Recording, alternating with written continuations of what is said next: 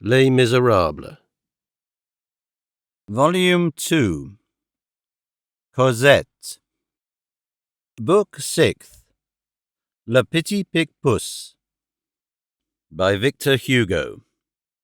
Narrated by Peter Silverleaf. Chapter 1. Number 62 Rue Petit Piepus. Nothing, half a century ago, more resembled every other carriage gate than the carriage gate of number 62 Rue Petit Piepus. This entrance, which usually stood ajar in the most inviting fashion, permitted a view of two things, neither of which have anything very funereal about them: a courtyard surrounded by walls hung with vines, and the face of a lounging porter. Above the wall at the bottom of the court, tall trees were visible. When a ray of sunlight enlivened the courtyard, when a glass of wine cheered up the porter, it was difficult to pass number 62 Little Piepus Street without carrying away a smiling impression of it. Nevertheless, it was a sombre place, of which one had had a glimpse. The threshold smiled, the house prayed and wept. If one succeeded in passing the porter, which was not easy, which was even nearly impossible for everyone, for there was an open sesame, which it was necessary to know.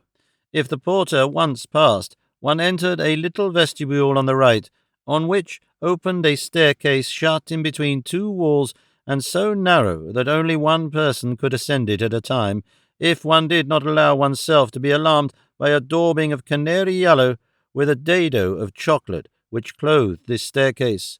If one ventured to ascend it, one crossed a first landing, then a second, and arrived on the first story at a corridor where the yellow wash and the chocolate-hued plinth pursued one with a peaceable persistency. Staircase and corridor were lighted by two beautiful windows. The corridor took a turn and became dark. If one doubled this cape, one arrived a few paces further on, in front of a door which was all the more mysterious because it was not fastened. If one opened it, one found oneself in a little chamber about 6 feet square, tiled, well scrubbed, clean, cold, and hung with nankin paper with green flowers at 15 sous the roll. A white, dull light fell from a large window, with tiny panes on the left, which usurped the whole width of the room. One gazed about, but saw no one. One listened, one heard neither a footstep nor a human murmur. The walls were bare, the chamber was not furnished, there was not even a chair. One looked again, and beheld on the wall facing the door a quadrangular hole about a foot square, with a grating of interlacing iron bars, black, knotted, solid, which formed squares, I had almost said meshes, of less than 1.5 inches in diagonal length. The little green flowers of the nankin paper ran in a calm and orderly manner to those iron bars, without being startled or thrown into confusion by their funereal contact. Supposing that a living being had been so wonderfully thin as to essay an entrance or an exit through the square hole, this grating would have prevented it. It did not allow the passage of the body, but it did allow the passage of the eyes, that is to say, of the mind. This seems to have occurred to them, for it had been reinforced by a sheet of tin inserted in the wall, a little in the rear, and pierced with 1,000 holes more microscopic than the holes of a strainer. At the bottom of this plate an aperture had been pierced, exactly similar to the orifice of a letterbox. A bit of tape attached to a bell wire hung at the right of the grated opening. If the tape was pulled, a bell rang, and one heard a voice very near at hand, which made one start. "Who is there?" the voice demanded. It was a woman's voice, a gentle voice, so gentle that it was mournful. Here again there was a magical word, which it was necessary to know. If one did not know it, the voice ceased. The wall became silent once more, as though the terrified obscurity of the sepulchre had been on the other side of it. If one knew the password, the voice resumed. "Enter on the right." One then perceived on the right, facing the window, a glass door surmounted by a frame glazed and painted grey. On raising the latch and crossing the threshold, one experienced precisely the same impression as when one enters at the theatre into a grated baignoire before the grating is lowered and the chandelier is lighted.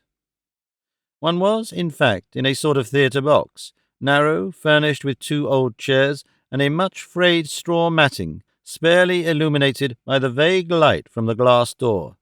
A regular box, with its front just of a height to lean upon, bearing a tablet of black wood. This box was grated, only the grating of it was not of gilded wood, as at the opera. It was a monstrous lattice of iron bars, hideously interlaced and riveted to the wall by enormous fastenings which resembled clenched fists. The first minutes passed. When one's eyes began to grow used to this cellar-like half-twilight, one tried to pass the grating, but got no further than 6 inches beyond it. There he encountered a barrier of black shutters, reinforced and fortified with transverse beams of wood painted a gingerbread yellow. These shutters were divided into long, narrow slats, and they masked the entire length of the grating. They were always closed. At the expiration of a few moments, one heard a voice proceeding from behind these shutters and saying, "I am here. What do you wish with me?" It was a beloved, sometimes an adored voice. No one was visible. Hardly the sound of a breath was audible. It seemed as though it were a spirit which had been evoked, that was speaking to you across the walls of the tomb. If one chanced to be within certain prescribed and very rare conditions, the slat of one of the shutters opened opposite you. The evoked spirit became an apparition. Behind the grating, behind the shutter, one perceived, so far as the grating permitted sight, a head of which only the mouth and the chin were visible. The rest was covered with a black veil. One caught a glimpse of a black guimpe, and a form that was barely defined, covered with a black shroud. That head spoke with you, but did not look at you and never smiled at you. The light, which came from behind you, was adjusted in such a manner that you saw her in the white and she saw you in the black. This light was symbolical. Nevertheless, your eyes plunged eagerly through that opening which was made in that place, shut off from all glances. A profound vagueness enveloped that form clad in mourning.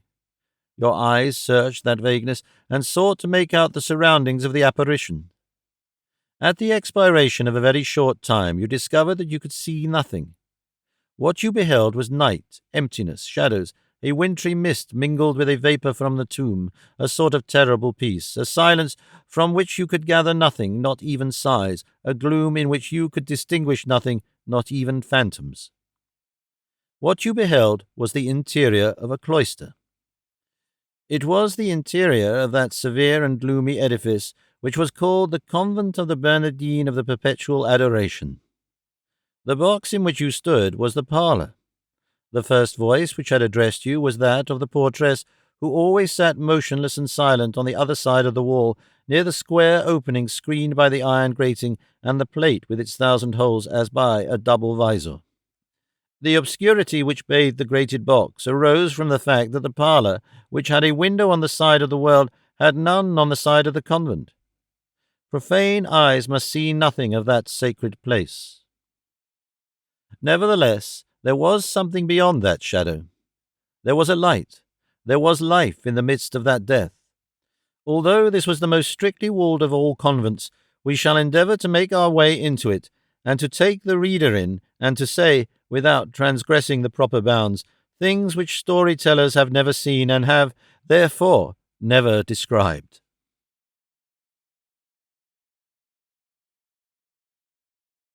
Chapter 2. The Obedience of Martin Verga. This convent, which in 1824 had already existed for many a long year in the Rue Petit, was a community of Bernardines of the Obedience of Martin Verga. These Bernardines were attached, in consequence, not to Clairvaux, like the Bernardine monks, but to Citeaux, like the Benedictine monks. In other words, they were the subjects not of Saint Bernard, but of Saint Benoit. Anyone who has turned over old folios to any extent knows that Martin Verga founded in 1425 a congregation of Bernardine Benedictines, with Salamanca for the head of the order and Alcala as the branch establishment. This congregation had sent out branches throughout all the Catholic countries of Europe. There is nothing unusual in the Latin Church in these grafts of one order to another. To mention only a single order of Saint Benoit, which is here in question, there are attached to this order, without counting the obedience of Martin Verga, 4 congregations. 2 in Italy, Montcassin and Saint-Justine of Padua. 2 in France, Cluny and Saint-Maur. And 9 orders, Vallombrosa, Grand-Mont, the Celestins, the Camaldous, the Carthusians, the Humilies, the Olivateurs, the Sylvestrins, and lastly, Citeaux. For Citeaux itself, a trunk for the other orders, is only an offshoot of Saint Benoit. Citeaux dates from Saint Robert, Abbé de la Molème, in the Diocese of Langres, in 1098. Now, it was in 529 that the devil, having retired to the desert of Subiaco, he was old, had he turned hermit, was chased from the ancient temple of Apollo, where he dwelt, by Saint Benoit, then aged 17. After the rule of the Carmelites, who go barefoot, wear a bit of willow on their throats, and never sit down, the harshest rule is that of the Bernardine Benedictine of Martin Verga. They are clothed in black, with a guimpe, which, in accordance with the express command of Saint Benoit, mounts to the chin. A robe of serge with large sleeves, a large woolen veil, the guimpe which mounts to the chin cut square on the breast, the band which descends over their brow to their eyes. This is their dress. All is black except the band, which is white. The novices wear the same habit, but all in white. The professed nuns also wear a rosary at their side. The Bernardine Benedictines of Martin Verga practice the perpetual adoration like the Benedictines called Ladies of the Holy Sacrament, who at the beginning of this century had 2 houses in Paris, one at the Temple, the other in the Rue Neuve Sainte-Geneviève. However, the Bernardine Benedictines of the Petit piepus, of whom we are speaking, were a totally different order from the Ladies of the Holy Sacrament, cloistered in the Rue Neuve Sainte-Geneviève and at the Temple. There were numerous differences in their rule. There were some in their costume. The Bernardine Benedictines of the Petit piepus wore the black guimpe, and the Benedictines of the Holy Sacrament and of the Rue Neuve Sainte-Geneviève wore a white one, and had, besides on their breasts, a Holy Sacrament about 3 inches long in silver gilt or gilded copper. The nuns of the Petit piepus did not wear this Holy Sacrament. The perpetual adoration, which was common to the house of the Petit piepus and to the house of the Temple, leaves those 2 orders perfectly distinct. Their only resemblance lies in this practice of the Ladies of the Holy Sacrament and the Bernardines of Martin Verga, just as there existed a similarity in the study and the glorification of all the mysteries relating to the infancy, the life, and death of Jesus Christ and the Virgin, between the 2 orders, which were, nevertheless, widely separated and, on occasion, even hostile. The Oratory of Italy, established in Florence by Philip de Neri, and the Oratory of France, established by Pierre de Bérulle, the Oratory of France claimed the precedence, since Philip de Neri was only a saint, while Bérulle was a cardinal. Let us return to the harsh Spanish rule of Martin Verga. The Bernardines Benedictines of this obedience fast all the year round, abstain from meat, fast in Lent, and on many other days which are peculiar to them, rise from their first sleep from 1 to 3 o'clock in the morning to read their breviary and chant matins, sleep in all seasons between serge sheets and on straw, make no use of the bath, never light a fire, scourge themselves every Friday, observe the rule of silence, speak to each other only during the recreation hours, which are very brief, and wear drugget chemises for 6 months in the year, from September 14th, which is the exaltation of the Holy Cross, until Easter. These 6 months are a modification. The rule says all the year, but this drugget chemise, intolerable in the heat of summer, produced fevers and nervous spasms. The use of it had to be restricted. Even with this palliation, when the nuns put on this chemise on the 14th of September, They suffer from fever for 3 or 4 days. Obedience, poverty, chastity, perseverance in their seclusion, these are their vows, which the rule greatly aggravates. The prioress is elected for 3 years by the mothers, who are called mère vocale because they have a voice in the chapter. A prioress can only be re-elected twice, which fixes the longest possible reign for a prioress at 9 years. They never see the officiating priest, who is always hidden from them by a serge curtain 9 feet in height. During the sermon, when the preacher is in the chapel, they drop their veils over their faces. They must always speak low, walk with their eyes on the ground and their heads bowed. One man is allowed to enter the convent, the archbishop of the diocese. There is really one other, the gardener. But he is always an old man, and in order that he may always be alone in the garden, and that the nuns may be warned to avoid him, a bell is attached to his knee. Their submission to the prioress is absolute and passive. It is the canonical subjection in the full force of his abnegation, as at the voice of Christ, ut voci Christi, at a gesture, at the first sign, ad nutum, ad primum signum, immediately, with cheerfulness, with perseverance, with a certain blind obedience, prompt, hilariter, perseveranta, et cece quodam obedientia, as the file in the hand of the workman, quasi limnum in manibus fabri, without power to read or write, without express permission, legeri vel scriberi non adiscerit sine expressa superioris licentia. Each one of them in turn makes what they call reparation. The reparation is the prayer for all the sins, for all the faults, for all the dissensions, for all the violations, for all the iniquities, for all the crimes committed on earth. For the space of 12 consecutive hours, from 4 o'clock in the afternoon till 4 o'clock in the morning, or from 4 o'clock in the morning until 4 o'clock in the afternoon, the sister who is making reparation remains on her knees on the stone before the Holy Sacrament, with hands clasped, a rope around her neck.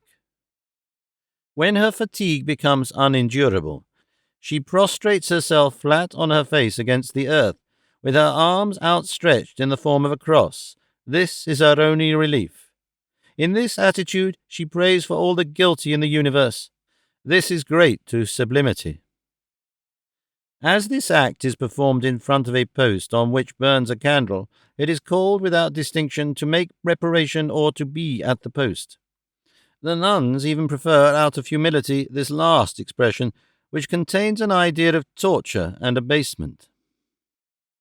To make reparation is a function in which the whole soul is absorbed. The sister at the post would not turn round were a thunderbolt to fall directly behind her. Besides this, there is always a sister kneeling before the Holy Sacrament. This station lasts an hour. They relieve each other like soldiers on guard. This is the perpetual adoration. The prioress and the mothers almost always bear names stamped with peculiar solemnity, recalling not the saints and martyrs, but moments in the life of Jesus Christ, as Mother Nativity, Mother Conception, Mother Presentation, Mother Passion. But the names of saints are not interdicted. When one sees them, one never sees anything but their mouths. All their teeth are yellow. No toothbrush ever entered that convent. Brushing one's teeth is at the top of a ladder at whose bottom is the loss of one's soul. They never say my. They possess nothing of their own, and they must not attach themselves to anything. They call everything our, thus our veil, our chaplet. If they were speaking of their chemise, they would say our chemise. Sometimes they grow attached to some pretty object, to a book of hours, a relic, a medal that has been blessed. As soon as they become aware that they are growing attached to this object, they must give it up. They recall the words of Saint Therese, to whom a great lady said, as she was on the point of entering her order, "Permit me, mother, to send for a Bible to which I am greatly attached." "Ah, you are attached to something. In that case, do not enter our order." Every person whatever is forbidden to shut herself up, to have a place of her own, a chamber. They live with their cells open. When they meet, one says, Blessed and adored be the most holy sacrament of the altar. The other responds, forever. The same ceremony when one taps at the other's door. Hardly has she touched the door when a soft voice on the other side is heard to say hastily, forever. Like all practices, this becomes mechanical by force of habit, and one sometimes says forever before the other has had time to say the rather long sentence, praise and adored be the most holy sacrament of the altar. Among the visitantines, the one who enters says, Ave Maria, and the one whose cell is entered says, Gratia plena. It is their way of saying good day, which is in fact full of grace. At each hour of the day, 3 supplementary strokes sound from the church bell of the convent. At this signal, prioress, vocal mothers, professed nuns, lay sisters, novices, postulants interrupt what they are saying, what they are doing, or what they are thinking, and all say in unison, if it is 5 o'clock, for instance, at 5 o'clock and at all hours praised and adored be the most holy sacrament of the altar. If it is 8 o'clock, at 8 o'clock and at all hours, and so on, according to the hour. This custom, the object of which is to break the thread of thought and to lead it back constantly to God, exists in many communities. The formula alone varies. Thus, at the infant Jesus they say, At this hour and at every hour may the love of Jesus kindle my heart. The Bernardines Benedictines of Martin Verga, cloistered 50 years ago at Petit, chant the offices to a solemn psalmody, a pure Gregorian chant, and always with full voice during the whole course of the office. Everywhere in the missal, where an asterisk occurs, they pause and say in a low voice, Jesus, Mary, Joseph. For the office of the dead, they adopt a tone so low that the voices of women can hardly descend to such a depth. The effect produced is striking and tragic. The nuns of the Petit had made a vault under their grand altar for the burial of their community. The government, as they say, does not permit this vault to receive coffins, so they leave the convent when they die. This is an affliction to them, and causes them consternation as an infraction of the rules. They had obtained a mediocre consolation at best, permission to be interred at a special hour and in a special corner in the ancient Vaugirard cemetery, which was made of land which had formerly belonged to their community. On Fridays the nuns hear High Mass, Vespers, and all the offices as on Sunday. They scrupulously observe, in addition, all the little festivals unknown to people of the world, of which the Church of France was so prodigal in the olden days, and of which it is still prodigal in Spain and Italy. Their stations in the chapel are interminable. As for the number and duration of their prayers, we can convey no better idea of them than by quoting the ingenious remark of one of them. The prayers of the postulants are frightful, the prayers of the novices are still worse, and the prayers of the professed nuns are still worse. Once a week, the chapter assembles. The prioress presides, the vocal mothers assist. Each sister kneels in turn on the stones and confesses aloud, in the presence of all, the faults and sins which she has committed during the week. The vocal mothers consult after each confession and inflict the penance aloud. Besides this confession in a loud tone, for which all faults in the least serious are reserved, they have for their venial offences what they call the culpe. To make one's culpe means to prostrate oneself flat on one's face during the office in front of the prioress, until the latter, who is never called anything but our mother, notifies the culprit by a slight tap of her foot against the wood of her stall that she can rise. The culpe, or peccavi, is made for a very small matter. A broken glass, a torn veil, an involuntary delay of a few seconds at an office, a false note in church, etc. These suffices, and the culpe is made. The culpe is entirely spontaneous. It is the culpable person herself, the word is etymologically in its place here, who judges herself and inflicts it on herself. On festival days and Sundays, 4 mother precentors intone the offices before a large reading desk with 4 places. One day, one of the mother precentors intoned a psalm beginning with Decay, and instead of Decay, she uttered aloud 3 notes, do, si, sol. For this piece of absent-mindedness she underwent a culpe which lasted during the whole service. What rendered the fault enormous was the fact that the chapter had laughed. When a nun is summoned to the parlour, even were it the prioress herself, she drops her veil, as will be remembered, so that only her mouth is visible. The prioress alone can hold communication with strangers. The others can see only their immediate family, and that very rarely. If by chance an outsider presents herself to see a nun, or one whom she has known and loved in the outer world, a regular series of negotiations is required. If it is a woman, the authorization may sometimes be granted. The nun comes and they talk to her through the shutters, which are opened only for a mother or sister. It is unnecessary to say that permission is always refused to men. Such is the rule of Saint Benoit, aggravated by Martin Verga. These nuns are not gay, rosy, and fresh as the daughters of other orders often are. They are pale and grave. Between 1825 and 1830, 3 of them went mad.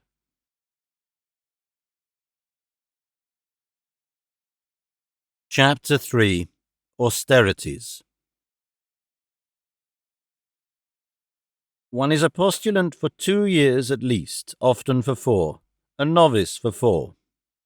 It is rare that the definitive vows can be pronounced earlier than the age of 23 or 24 years.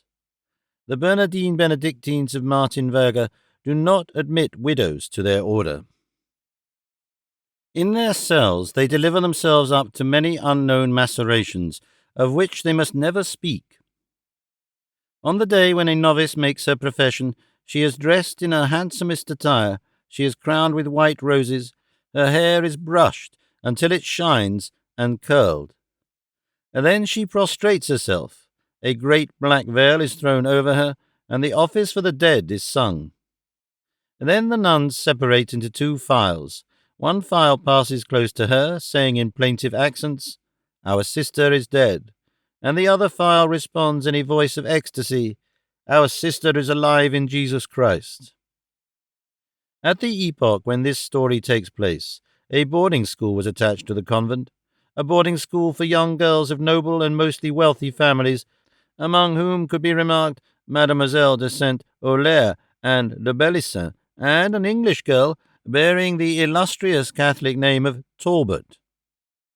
These young girls, reared by these nuns between 4 walls, grew up with a horror of the world and of the age. One of them said to us one day, "The sight of the street pavement made me shudder from head to foot." They were dressed in blue with a white cap and a holy spirit of silver gilt or of copper on their breast. On certain grand festival days, particularly St. Martha's Day, they were permitted as a high favour and a supreme happiness to dress themselves as nuns and to carry out the offices and practice of Saint Benoit for a whole day. In the early days the nuns were in the habit of lending them their black garments. This seemed profane, and the prioress forbade it. Only the novices were permitted to lend. It is remarkable that these performances, tolerated and encouraged, no doubt in the convent out of a secret spirit of proselytism, and in order to give these children a foretaste of the holy habit, were a genuine happiness and a real recreation for the scholars. They simply amused themselves with it. It was new, it gave them a change. Candid reasons of childhood, which do not, however, succeed in making us worldlings comprehend the felicity of holding a holy water sprinkler in one's hand and standing for hours together, singing hard enough for 4 in front of a reading desk. The pupils conformed, with the exception of the austerities, to all the practices of the convent. There was a certain young woman who entered the world, and who, after many years of married life, had not succeeded in breaking herself of the habit of saying in great haste, whenever anyone knocked at her door, "Forever." Like the nuns, the pupils saw their relatives only in the parlour. Their very mothers did not obtain permission to embrace them. The following illustrates to what a degree severity on that point was carried. One day a young girl received a visit from her mother, who was accompanied by a little sister 3 years of age. The young girl wept, for she wished greatly to embrace her sister. Impossible. She begged that, at least, the child might be permitted to pass her little hand through the bars so that she could kiss it. This was almost indignantly refused.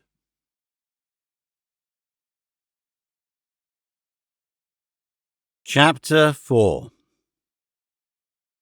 Gaieties.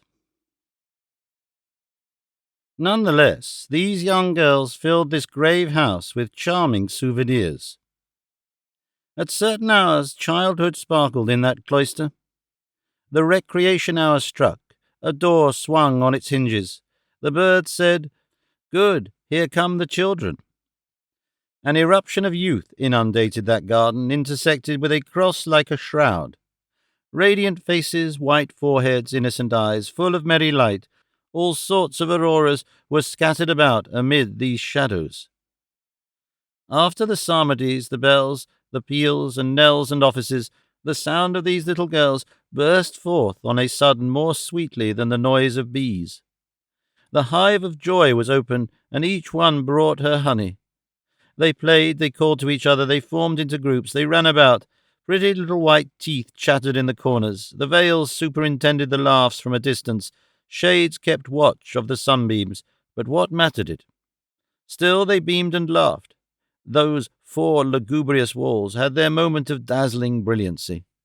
They looked on, vaguely blanched with the reflection of so much joy at this sweet swarming of the hives.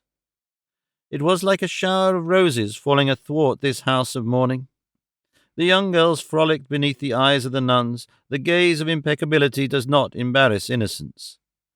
Thanks to these children, there was, among so many austere hours, 1 hour of ingenuousness. The little ones skipped about, the elder ones danced. In this cloister play was mingled with heaven. Nothing is so delightful and so august as all these fresh, expanding young souls.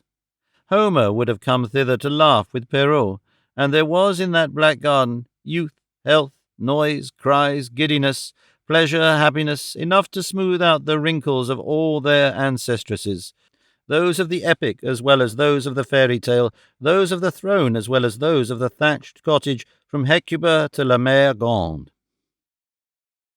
In that house, more than anywhere else, perhaps, arise those children's sayings which are so graceful and which evoke a smile that is full of thoughtfulness.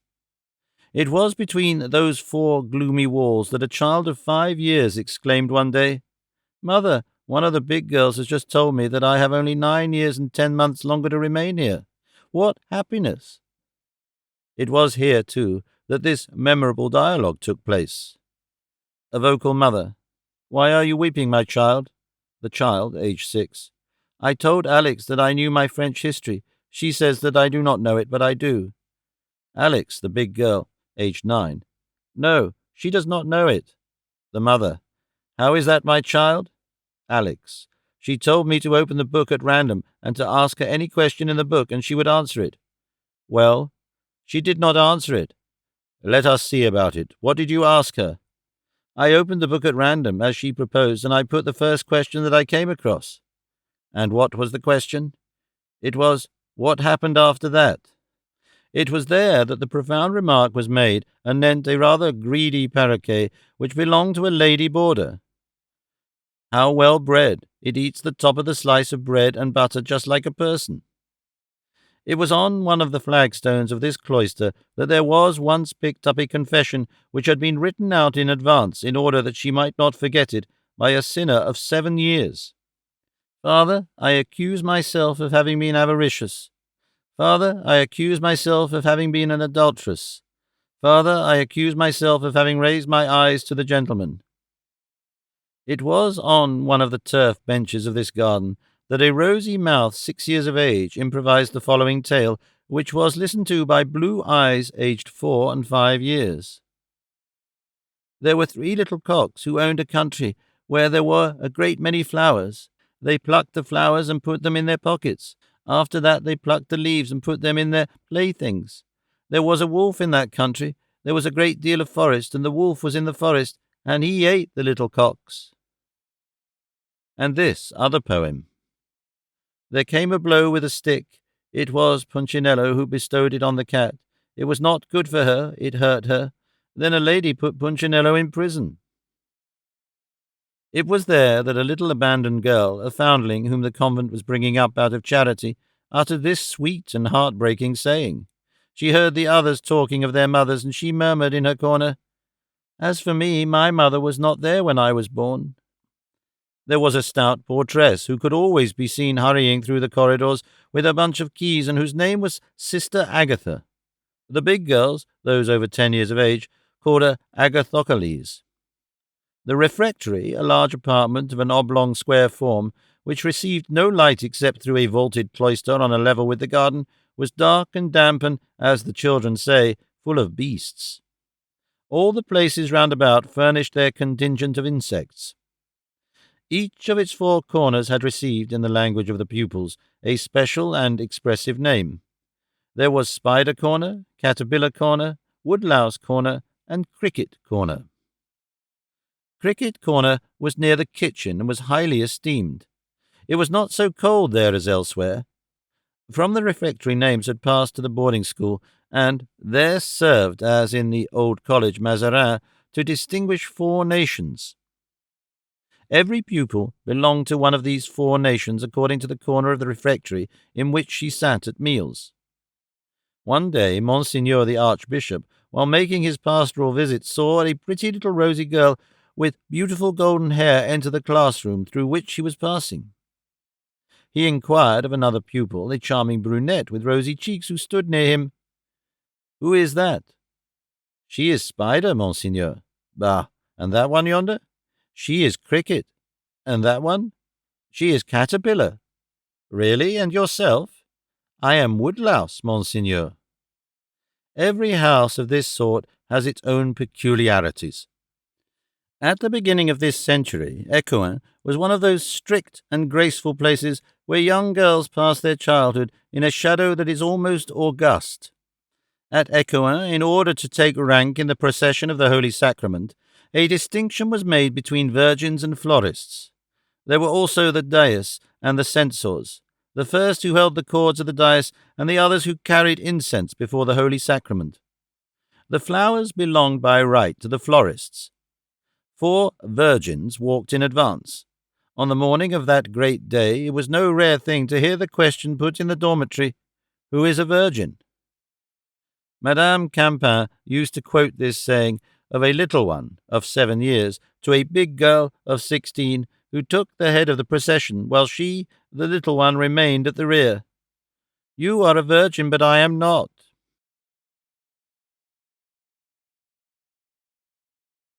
Chapter 5. Distractions. Above the door of the refectory, this prayer, which was called the White Paternoster, and which possessed the property of bearing people straight to paradise, was inscribed in large black letters. Little white Paternoster, which God made, which God said, which God placed in paradise. In the evening, when I went to bed, I found 3 girls sitting on my bed. 1 at the foot, 2 at the head, the good Virgin Mary in the middle, who told me to lie down without hesitation. The good God is my Father, the good Virgin is my mother, the 3 apostles are my brothers, the 3 virgins are my sisters. The shirt in which God was born envelops my body. St. Margaret's cross is written on my breast. Madame the Virgin was walking through the meadows weeping for God when she met Monsieur St. John. "Monsieur St. John, whence come you?" "I come from Ave Salus." "You have not seen the good God. Where is he?" "He is on the tree of the cross, his feet hanging, his hands nailed, a little cap of white thorns on his head." Whoever shall say this thrice at eventide, thrice in the morning, shall win paradise at the last.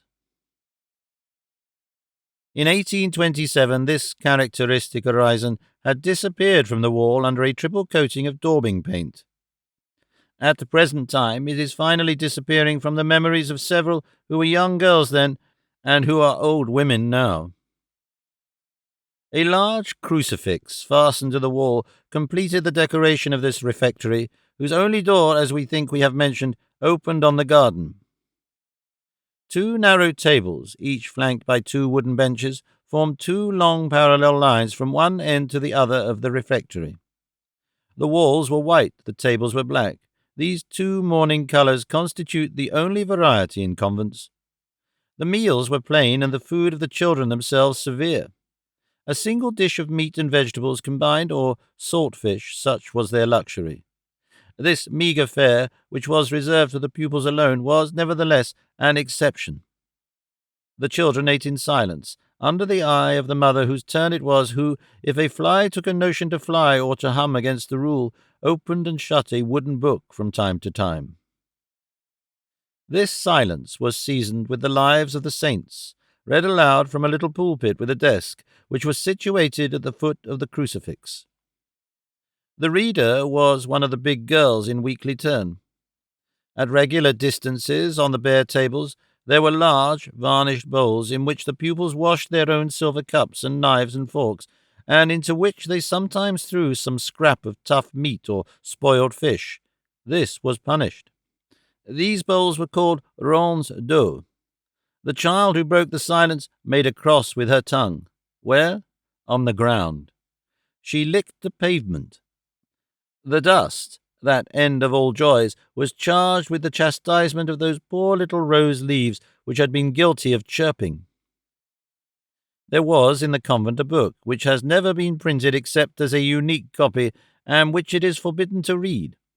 It is the Rule of Saint Benoit, an arcanum which no profane eye must penetrate. Nemo regulas sui constitutiones nostras externis communicabit. The pupils one day succeeded in getting possession of this book, and set to reading it with avidity, a reading which was often interrupted by the fear of being caught, which caused them to close the volume precipitately. From the great danger thus incurred, they derived but a very moderate amount of pleasure. The most interesting thing they found were some unintelligible pages about the sins of young boys. They played in an alley of the garden, bordered with a few shabby fruit trees. In spite of the extreme surveillance and the severity of the punishments administered, when the wind had shaken the trees, they sometimes succeeded in picking up a green apple or a spoiled apricot or an inhabited pear on the sly. I will now cede the privilege of speech to a letter which lies before me, a letter written 25 years ago by an old pupil, now Madame la Duchesse de, one of the most elegant women in Paris. I quote literally. One hides one's pears or one's apples as best one may. When one goes upstairs to put the veil on the bed before supper, one stuffs them under one's pillow, and at night one eats them in bed. And when one cannot do that, one eats them in the closet. That was one of their greatest luxuries. Once, it was at the epoch of the visit from the Archbishop to the convent, one of the young girls, Mademoiselle Bouchard, who was connected with the Montmorency family, laid a wager that she would ask for a day's leave of absence, an enormity in so austere a community. The wager was accepted, but not one of those who bet believed that she would do it. When the moment came, as the Archbishop was passing in front of the pupils, Mademoiselle Bouchard, to the indescribable terror of her companions, stepped out of the ranks and said, "Monseigneur, a day's leave of absence?" Mademoiselle Bouchard was tall, blooming, with the prettiest little rosy face in the world. Monsieur de la Calin smiled and said, "What, my dear child, a day's leave of absence? 3 days, if you like. I grant you 3 days." The prioress could do nothing. The Archbishop had spoken. Horror of the convent, but joy to the pupil. The effect may be imagined.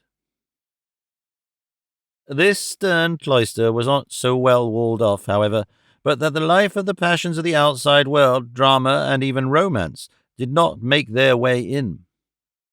To prove this, we will confine ourselves to recording here and to briefly mentioning a real and incontestable fact which, however, bears no reference in itself to, and is not connected by any thread whatever with the story which we are relating.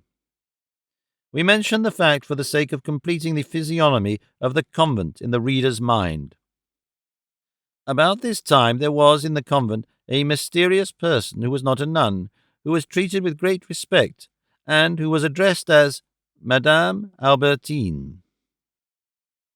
Nothing was known about her, save that she was mad, and that in the world she passed for dead. Beneath this history, it was said there lay the arrangements of fortune necessary for a great marriage. This woman, hardly 30 years of age, of dark complexion and tolerably pretty, had a vague look in her large black eyes. Could she see? There was some doubt about this. She glided rather than walked. She never spoke. It was not quite known whether she breathed. Her nostrils were livid and pinched as after yielding up their last sigh. To touch her hand was like touching snow. She possessed a strange spectral grace. Wherever she entered, people felt cold. One day, a sister, on seeing her pass, said to another sister, "She passes for a dead woman." "Perhaps she is one," replied the other. 100 tales were told of Madame Albertine. This arose from the eternal curiosity of the pupils. In the chapel there was a gallery called l'Œil de Bœuf. It was in this gallery, which had only a circular bay, an œil de bœuf, that Madame Albertine listened to the offices. She always occupied it alone, because this gallery, being on the level of the first story, the preacher or the officiating priest could be seen, which was interdicted to the nuns.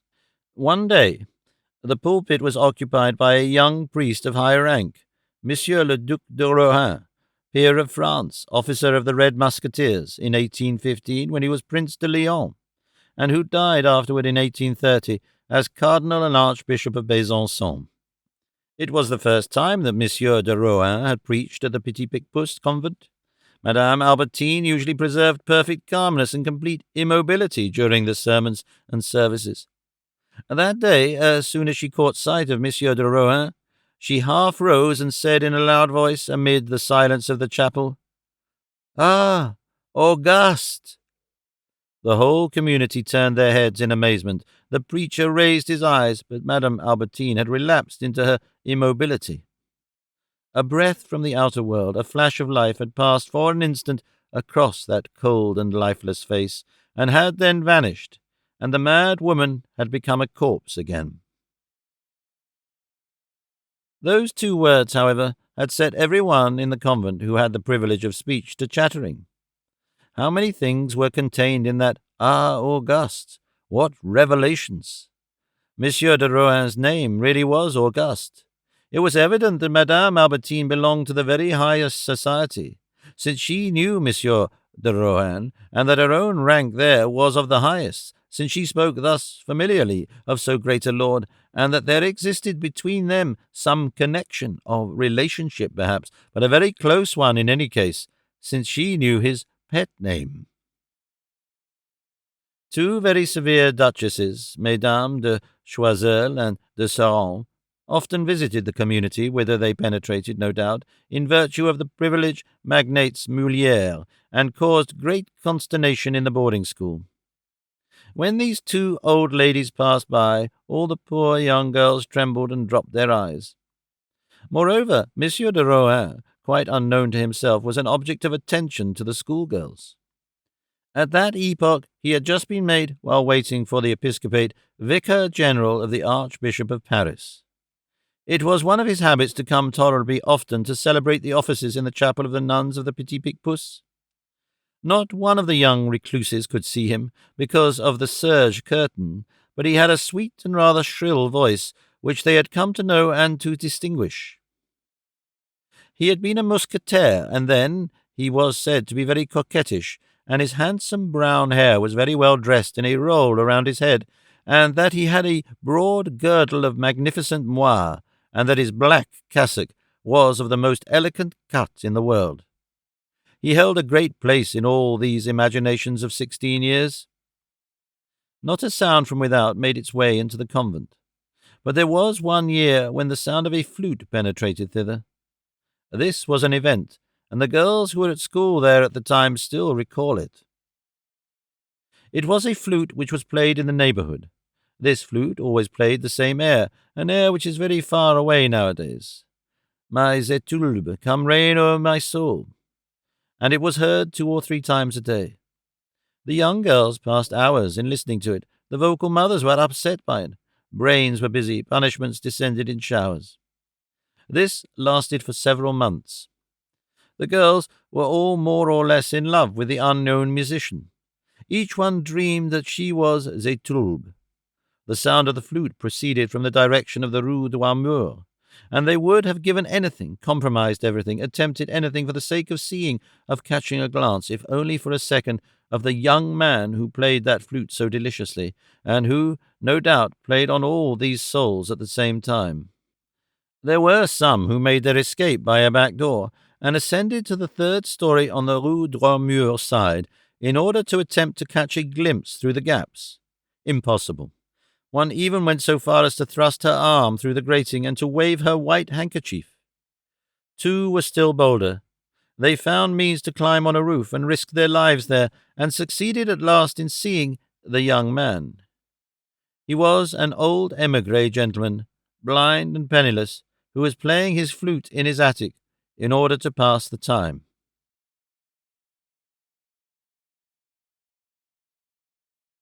Chapter 6. The Little Convent. In this enclosure of the Petit piepus there were three perfectly distinct buildings: the great convent, inhabited by the nuns, the boarding school where the scholars were lodged, and lastly what was called the little convent. It was a building with a garden in which lived all sorts of aged nuns of various orders, the relics of cloisters destroyed in the Revolution, a reunion of all the black, grey, and white medleys of all communities and all possible varieties, what might be called, if such a coupling of words is permissible, a sort of harlequin convent. When the empire was established, all these poor old dispersed and exiled women had been accorded permission to come and take shelter under the wings of the Bernardine Benedictines. The government paid them a small pension. The ladies of the Petit piepus received them cordially. It was a singular pell-mell. Each followed her own rule. Sometimes the pupils of the boarding school were allowed, as a great recreation, to pay them a visit. The result is that all those young memories have retained among other souvenirs that of Mother Saint-Basile, Mother Saint-Scholastique, and Mother Jacob. One of these refugees found herself almost at home. She was a nun of Saint-Ours, the only one of her order who had survived. The ancient convent of the Ladies of Saint-Ours occupied, at the beginning of the 18th century, this very house of the Petit piepus, which belonged later to the Benedictines of Martinverga. This holy woman, too poor to wear the magnificent habit of her order, which was a white robe with a scarlet scapulary, had piously put it on a little mannikin, which she exhibited with complacency, and which she bequeathed to the house at her death. In 1824, only one nun of this order remained. Today there remains only a doll. In addition to these worthy mothers, some old society women had obtained permission of the prioress, like Madame Albertine, to retire into the little convent. Among the number were Madame Beaufort de l'Hautepole and Marquise Dufresne. Another was never known in the convent except by the formidable noise which she made when she blew her nose. The pupils called her Madame Vacamini, Hubbub. About 1820 or 1821, Madame de Genlis, who was at that time editing a little periodical publication called L'Intrépide, asked to be allowed to enter the convent of the Petit piepus as lady resident. The Duke d'Orléans recommended her. Uproar in the hive. The vocal mothers were all in a flutter. Madame de Genlis had made romances, but she declared that she was the first to detest them, and then she had reached her fierce stage of devotion. With the aid of God and of the prince, she entered. She departed at the end of 6 or 8 months, alleging as a reason that there was no shade in the garden. The nuns were delighted. Although very old, she still played the harp, and did it very well. When she went away, she left her mark in her cell. Madame de Genlis was superstitious and a Latinist. These two words furnish a tolerably good profile of her. A few years ago, there was still to be seen pasted in the inside of a little cupboard in her cell in which she locked up her silverware and her jewels, these 5 lines in Latin, written with her own hand in red ink on yellow paper, and which, in her opinion, possessed the property of frightening away robbers. Imparibus meritis pendent tria corpora ramis, desmas et gesmas, media est divina potestas, ulta Petit dismas in felix infima gesmas, nos et res nostras conservit summa potestas, hos versus dicas, ni tu furtu tua perdas. On the boughs hang 3 bodies of unequal merits, Dismas and Gesmas. Between is the divine power. Dismas seeks the heights. Gesmas, unhappy man, the lowest regions. The highest power will preserve us and our effects. If you repeat this verse, you will not lose your things by theft. These verses in 6th century Latin raise the question whether the two thieves of Calvary were named, as is commonly believed, Dismas and Gestas, or Dismas and Gesmas. This orthography might have confounded the pretensions put forward in the last century by the Vicomte de Gestas of a descent from the wicked thief. However, the useful virtue attached to these verses forms an article of faith in the order of the Hospitallers. The church of the house, constructed in such a manner as to separate the great convent from the boarding school like a veritable entrenchment, was, of course, common to the boarding school, the great convent, and the little convent. The public was even admitted by a sort of lazaretto entrance on the street. But all was so arranged that none of the inhabitants of the cloister could see a face from the outside world. Suppose a church whose choir is grasped in a gigantic hand and folded in such a manner as to form, not as in ordinary churches, a prolongation behind the altar, but a sort of hall or obscure cellar to the right of the officiating priest. Suppose this hall to be shut off by a curtain 7 feet in height, of which we have already spoken. In the shadow of that curtain, pile up on wooden stalls the nuns in the choir on the left, the schoolgirls on the right, the lay sisters and the novices at the bottom, and you will have some idea of the nuns of the Petit piepus assisting at divine service. That cavern, which was called the choir, communicated with the cloister by a lobby. The church was lighted from the garden. When the nuns were present at services where their rule enjoined silence, the public was warned of their presence only by the folding seats of the stalls noiselessly rising and falling.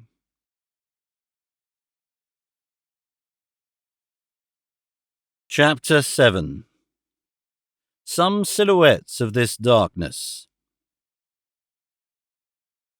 During the 6 years which separate 1819 from 1825, the prioress of the Petit piepus was Mademoiselle de Blemeur, whose name in religion was Mother Innocente.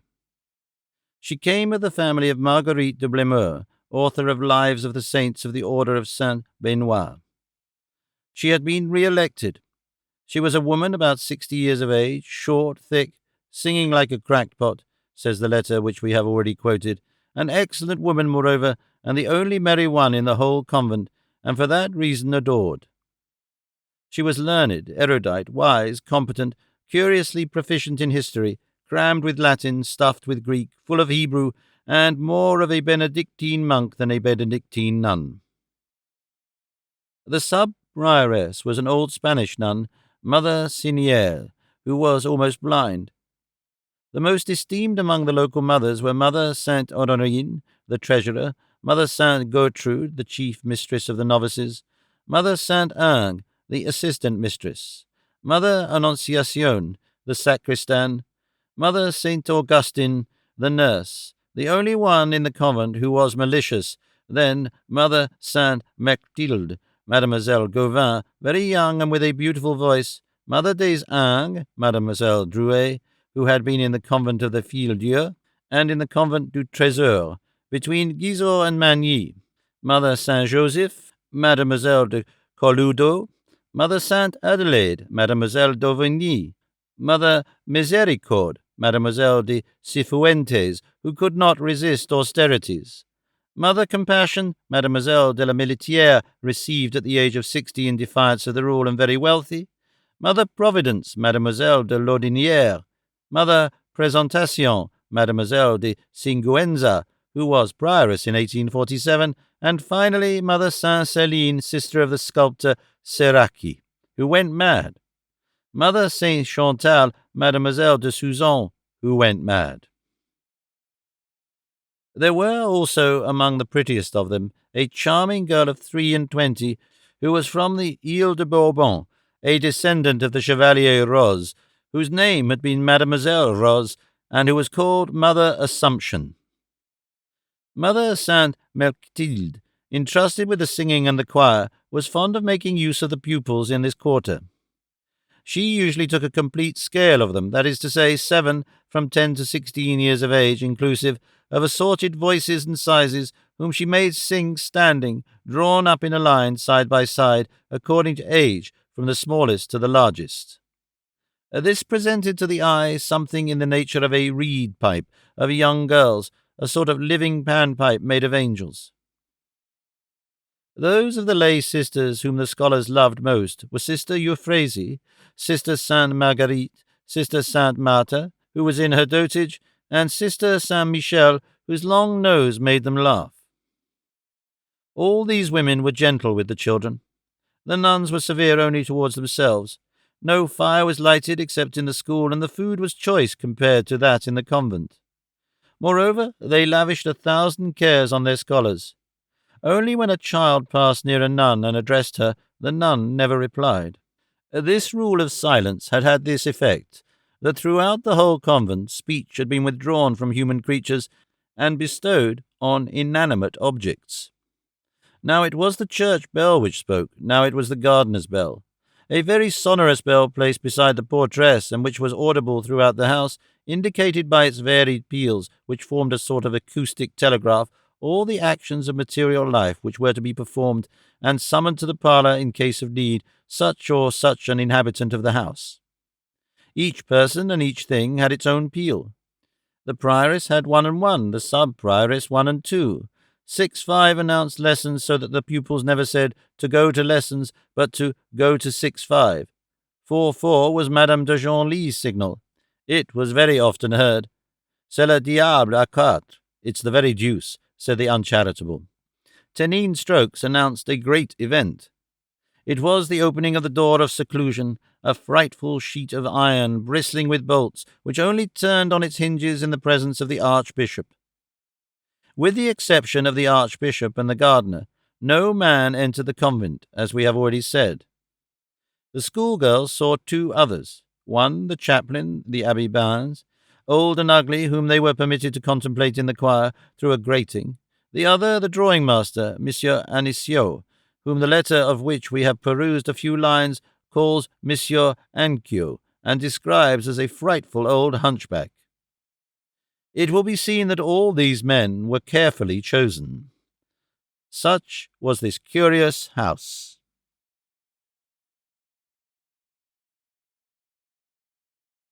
Chapter 8. Post Corda Lapides. After having sketched its moral face, it will not prove unprofitable to point out in a few words its material configuration. The reader already has some idea of it. The convent at the Petit piepus Saint-Antoine filled almost the whole of the vast trapezium which resulted from the intersection of the Rue Polonceau, the Rue Droit-Mur, and the Rue Petit piepus, and the unused lane called Rue aux Marais on old plans. These 4 streets surrounded this trapezium like a moat. The convent was composed of several buildings and a garden. The principal building, taken in its entirety, was a juxtaposition of hybrid constructions which, viewed from a bird's-eye view, outlined with considerable exactness a gibbet laid flat on the ground. The main arm of the gibbet occupied the whole of the fragment of the Rue Droit-Mur, comprised between the Rue Petit piepus and the Rue Polonceau. The lesser arm was a lofty, grey, severe grated façade, which faced the Rue Petit piepus. The carriage entrance number 62 marked its extremity. Towards the centre of this façade was a low arched door whitened with dust and ashes, where the spiders wove their webs, and which was open only for an hour or 2 on Sundays and on rare occasions when the coffin of a nun left the convent. This was the public entrance of the church. The elbow of the gibbet was a square hall which was used as the servants' hall, and which the nuns called the buttery. In the main arm were the cells of the mothers, the sisters, and the novices. In the lesser arm lay the kitchens, the refectory backed up by the cloisters and the church. Between the door number 62 and the corner of the closed lane aux Marais was the school, which was not visible from without. The remainder of the trapezium formed the garden, which was much lower than the level of the Rue Polonceau, which caused the walls to be very much higher on the inside than on the outside. The garden, which was slightly arched, had in its centre on the summit of a hillock a fine pointed and conical fir tree, whence ran, as from the peaked boss of a shield, 4 grand alleys, and ranged by twos in between the branchings of these, 8 small ones, so that if the enclosure had been circular, the geometrical plan of the alleys would have resembled a cross superimposed on a wheel. As the alleys all ended in the very irregular walls of the garden, they were of unequal length. They were bordered with the currant bushes.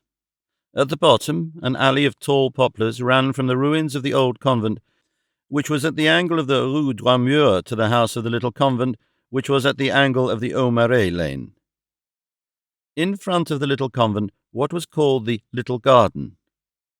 To this whole let the reader add a courtyard, all sorts of varied angles formed by the interior buildings, prison walls, the long black line of roofs which bordered the other side of the Rue Polonceau for its sole perspective and neighbourhood, and he will be able to form for himself a complete image of what the house of the Bernardines of the Petit piepus was 40 years ago.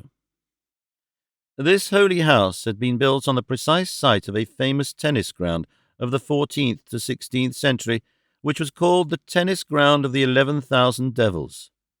All these streets, moreover, were more ancient than Paris. Their names, Droit-Mur and Aumarais, are very ancient.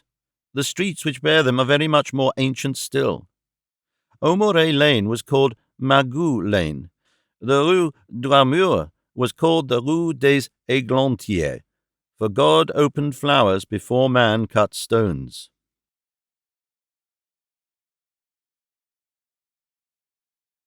Chapter 9. Sentry under a Guimpe. A. Since we are engaged in giving details as to what the convent of the Petit piepus was in former times, and since we have ventured to open a window on that discreet retreat, the reader will permit us one other little digression, utterly foreign to this book, but characteristic and useful, since it shows that the cloister even has its original figures. In the little convent there was a centenarian who came from the abbey of Fontevraud. She had even been in society before the Revolution. She talked a great deal of Monsieur de Miromesnil, keeper of the seals under Louis XVI, and of a Presidentes Duplat, with whom she had been very intimate. It was her pleasure and her vanity to drag in these names on every pretext. She told the wonders of the abbey of Fontevraud, that it was like a city, and that there were streets in the monastery. She talked with a Picard accent, which amused the pupils. Every year she solemnly renewed her vows, and at the moment of taking the oath she said to the priest, Monseigneur Saint-François gave it to Monseigneur Saint-Julien. Monseigneur Saint-Julien gave it to Monseigneur Saint-Eusebius. Monseigneur Saint-Eusebius gave it to Monseigneur Saint-Procopius, etc., etc., and thus I give it to you, Father. And the schoolgirls would begin to laugh, not in their sleeves, but under their veils, charming little stifled laughs which made the vocal mothers frown. On another occasion, the centenarian was telling stories. She said that in her youth the Bernardine monks were every whit as good as the Musketeers. It was a century which spoke through her, but it was the 18th century. She told about the custom of the 4 wines which existed before the Revolution in Champagne and Bourgogne. When a great parsonage, a marshal of France, a prince, a duke, and a peer traversed a town in Burgundy or Champagne, the city fathers came out to harangue him and presented him with 4 silver gondolas into which they had poured 4 different sorts of wine. On the first goblet, this inscription could be read, monkey wine. On the second, lion wine. On the third, sheep wine. On the fourth, hog wine. These 4 legends express the 4 stages descended by the drunkard.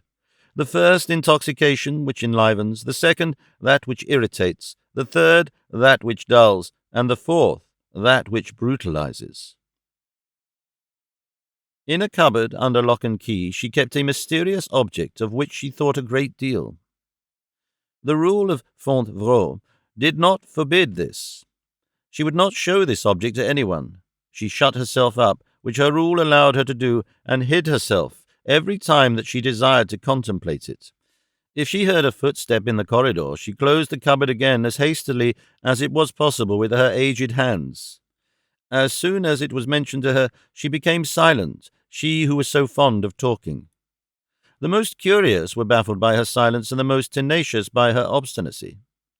Thus it furnished a subject of comment for all those who were unoccupied or bored in the convent. What could that treasure of the centenarian be, which was so precious and so secret? Some holy book, no doubt, some unique chaplet, some authentic relic. They lost themselves in conjectures. When the poor old woman died, they rushed to her cupboard more hastily than was fitting, perhaps, and opened it. They found the object beneath a triple linen cloth, like some consecrated pattern. It was a Faenza platter, representing little loves flitting away pursued by apothecary lads armed with enormous syringes. The chase abounds in grimaces and in comical postures. One of the charming little loves is already fairly spitted. He is resisting, fluttering his tiny wings, and still making an effort to fly, but the dancer is laughing with a satanical air. Moral: love conquered by the colic. This platter, which is very curious and which had possibly the honour of furnishing Molière with an idea, was still in existence in September 1845. It was for sale by a bric-a-brac merchant in the Boulevard Beaumarchais. This good old woman would not perceive any visits from outside because, said she, the parlour is too gloomy.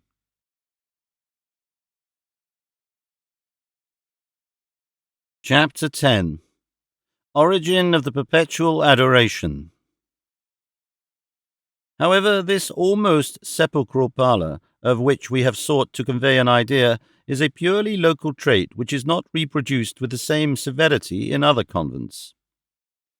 At the convent of the Rue du Temple, in particular, which belonged in truth to another order, the black shutters were replaced by brown curtains, and the parlour itself was a salon with a polished wood floor, whose windows were draped in white muslin curtains, and whose walls admitted all sorts of frames, a portrait of a Benedictine nun with unveiled face, painted bouquets, and even the head of a Turk.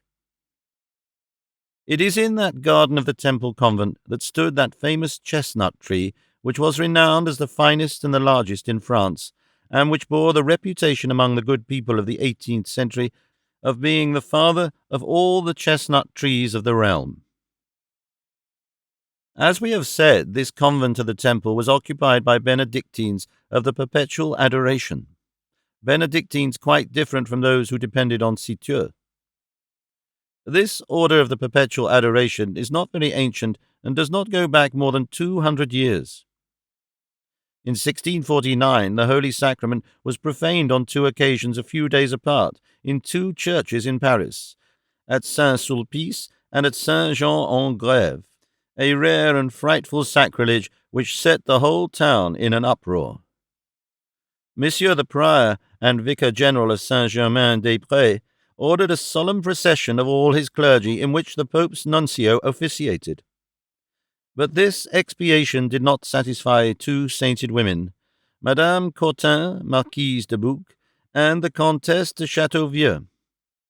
This outrage, committed on the most holy sacrament of the altar, though but temporary, would not depart from these holy souls, and it seemed to them that it could only be extenuated by a perpetual adoration in some female monastery. Both of them, one in 1652, the other in 1653, made donations of notable sums to Mother Catherine de Bar, called of the Holy Sacrament a Benedictine nun, for the purpose of founding, to this pious end, a monastery of the order of Saint Benoit. The first permission for this foundation was given to Mother Catherine de Bar by Monsieur de Metz, Abbé de Saint-Germain, on condition that no woman could be received unless she contributed 300 livres income, which amounts to 6,000 livres to the principal. After the Abbé of Saint-Germain, the king accorded letters patent, and all the rest abbatial charter, and royal letters were confirmed in 1654 by the Chamber of Accounts and the Parliament. Such is the origin of the legal consecration of the establishment of the Benedictines of the Perpetual Adoration of the Holy Sacrament at Paris. Their first convent was a new building in the Rue Cosette, out of the contributions of Mesdames de Bouc and de Chateauvieux. This order, as it will be seen, was not to be confounded with the Benedictine nuns of Citeaux. It mounted back to the Abbey of Saint-Germain-des-Prés, in the same manner that the Ladies of the Sacred Heart go back to the General of the Jesuits, and the Sisters of Charity to the General of the Lazarists. It was also totally different from the Bernardines of the Petit piepus, whose interior we have just shown. In 1657, Pope Alexander VII had authorized, by a special brief, the Bernardines of the Rue Petit piepus to practice the perpetual adoration like the Benedictine nuns of the Holy Sacrament. But the two orders remained distinct nonetheless.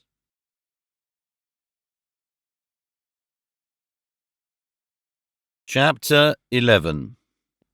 End of the Petit piepus. At the beginning of the Restoration, the convent of the Petit piepus was in its decay. This forms a part of the general death of the order which, after the 18th century, has been disappearing like all the religious orders. Contemplation is, like prayer, one of humanity's needs, but like everything which the Revolution touched, it will be transformed, and from being hostile to social progress, it will become favorable to it. The house of the Petit piepus was becoming rapidly depopulated. In 1840, the little convent had disappeared, the school had disappeared. There were no longer any old women nor young girls. The first were dead, the latter had taken their departure. Vola verunt. The rule of the perpetual adoration is so rigid in its nature that it alarms, vocations recoil before it, the order receives no recruits. In 1845, it still obtained lay sisters here and there, but of professed nuns, none at all. 40 years ago, the nuns numbered nearly 100. 15 years ago, there were not more than 28 of them. How many are there today? In 1847, the prioress was young, a sign that the circle of choice was restricted. She was not 40 years old. In proportion as the number diminishes, the fatigue increases, the service of each becomes more painful. The moment could then be seen drawing near when there would be but a dozen bent and aching shoulders to bear the heavy rule of Saint Benoit. The burden is implacable and remains the same for the few as for the many. It weighs down, it crushes, thus they die. At the period when the author of this book still lived in Paris, 2 died. One was 25 years old, the other 23. This latter can say, like Julia Alpinula, Hic jacio vixi annos viginti et tres. It is in consequence of this decay that the convent gave up the education of girls. We have not felt able to pass before this extraordinary house without entering it, and without introducing the minds which accompany us, and which are listening to our tale, to the profit of some, perchance, of the melancholy history of Jean Valjean. We have penetrated into this community, full of those old practices which seem so novel today. It is the closed garden, hortus conclusus. We have spoken of this singular place in detail, but with respect insofar as at least as detail and respect are compatible. We do not understand all, but we insult nothing. We are equally far removed from the Hosanna of Joseph de Maistre, who wound up by anointing the executioner, and from the sneer of Voltaire, who even goes so far as to ridicule the cross. An illogical act on Voltaire's part, we may remark, by the way, for Voltaire would have defended Jesus as he had defended Calas, and even for those who deny superhuman incarnations, what does the crucifix represent? The assassinated sage. In this 19th century, the religious idea is undergoing a crisis. People are unlearning certain things, and they do well, provided that while unlearning them, they learn this. There is no vacuum in the human heart. Certain demolitions take place, and it is well that they do, but on condition that they are followed by reconstructions. In the meantime, let us study things which are no more. It is necessary to know them, if only for the purpose of avoiding them. The counterfeits of the past assume false names and gladly call themselves the future. This spectre, this past, is given to falsifying its own passport. Let us inform ourselves of the trap. Let us be on our guard. The past has a visage, superstition, and a mask, hypocrisy. Let us denounce the visage and let us tear off the mask. As for convents, they present a complex problem, a question of civilization which condemns them, a question of liberty which protects them.